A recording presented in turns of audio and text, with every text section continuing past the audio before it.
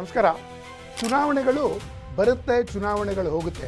ಆದರೆ ಪಶ್ಚಿಮ ಬಂಗಾಳದ ಚುನಾವಣೆ ಪ್ರತಿಯೊಬ್ಬ ದೇಶಭಕ್ತನಿಗೂ, ವಿಶೇಷವಾಗಿ ಭಾರತೀಯ ಜನತಾ ಪಾರ್ಟಿಯ ಕಾರ್ಯಕರ್ತರಿಗೂ ಒಂದು ವಿಶೇಷ ಚುನಾವಣೆ ಅಂತಲೇ ಹೇಳ್ಬೋದು.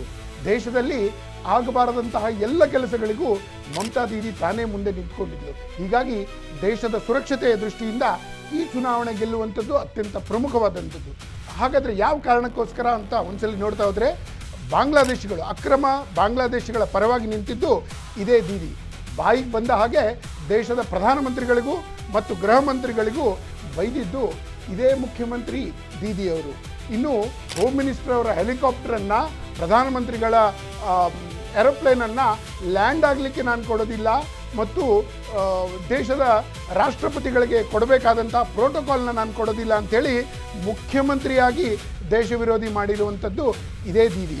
ಇನ್ನು ನೂರಾರು ಕಾರ್ಯಕರ್ತರು ಭಾರತೀಯ ಜನತಾ ಪಾರ್ಟಿಯ ಬೂತ್ ಅಧ್ಯಕ್ಷನಾಗಿ ಅಥವಾ ಕೌಂಟಿಂಗ್ ಏಜೆಂಟ್ ಆಗಿ ಅಥವಾ ನಮ್ಮ ಕಾರ್ಯಕರ್ತನಾಗಿರುವಂಥ ಏಕೈಕ ಕಾರಣಕ್ಕೋಸ್ಕರ ಅವರನ್ನು ಕೊಲೆ ಮಾಡಿಸಿದ್ದು, ವಿಶೇಷವಾಗಿ 2018 ನಂತರ ಈ ಕೊಲೆಗಳ ಸಂಖ್ಯೆ ಹೆಚ್ಚೇ ಆಯ್ತಾ ಹೋಯಿತು. ಅದು ಪಂಚಾಯತಿ ಎಲೆಕ್ಷನ್ ಆಗಿರ್ಬೋದು ಅಥವಾ ಅಸೆಂಬ್ಲಿ ಎಲೆಕ್ಷನ್ ಆಗಿರ್ಬೋದು.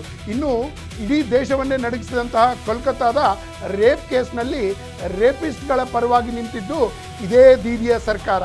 ಅಷ್ಟೇ ಯಾಕೆ, ದೇಶದ ಪ್ರತಿಯೊಂದು ವಿಷಯದಲ್ಲೂ, ಅದು ಪ್ರೋಟೋಕಾಲ್ ವಿಷಯ ಆಗ್ಬೋದು, ಅಥವಾ ಒಬ್ಬ ಮುಖ್ಯಮಂತ್ರಿಯಾಗಿ ನಿಭಾಯಿಸುವಂಥ ಜವಾಬ್ದಾರಿ ಆಗ್ಬೋದು, ಅಥವಾ ತುಷ್ಟೀಕರಣದ ಪರಮಾವಧಿ ಆಗ್ಬೋದು, ದೇಶದ ಭದ್ರತೆ ವಿಷಯವಾಗಿರ್ಬೋದು, ಎಲೆಕ್ಷನ್ ಕಮಿಷನ್ ವಿರುದ್ಧ, ಪೊಲೀಸ್ ವಿರುದ್ಧ, ಸೆಂಟ್ರಲ್ ಗೌರ್ಮೆಂಟ್ ವಿರುದ್ಧ, ಎಲ್ಲದರ ವಿರುದ್ಧ ಮಾತನಾಡಿದ್ದಂಥದ್ದು ಇದೇ ದೀದಿಯ ಸರ್ಕಾರ.